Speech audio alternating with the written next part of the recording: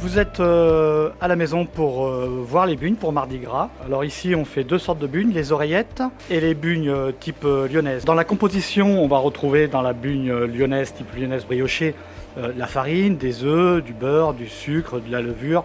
Nous on met un peu d'orange et puis du levain généralement. Et puis dans la bugne sèche, c'est plus une type pâte brisée, donc on va retrouver un petit peu de beurre, de la farine, des œufs, du sucre bien sûr. Et c'est tout. Pour la cuisson, on cuit les deux dans un bain d'huile. Alors on essaye de cuire dans un bain neutre pour les bugnes lyonnaises, type pépins de raisin ou tournesol. Nous on cuit la bugne sèche dans l'huile d'arachide à une température de 170 degrés grand maximum. On va faire attention, il y en a pour quelques minutes pour la cuire.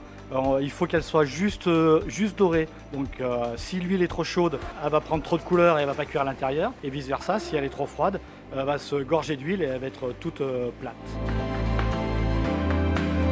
Tout vient au départ sur la pétrie, bien évidemment. Sur la bugne lyonnaise, type pâte brioche, donc on va pétrir très doucement pendant quasiment une demi-heure, jamais en seconde vitesse.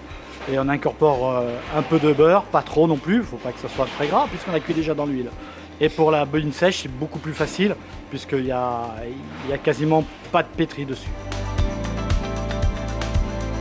Généralement, on la mange nature, mais on peut l'accompagner de confiture, de pâte à tartiner et bien d'autres choses.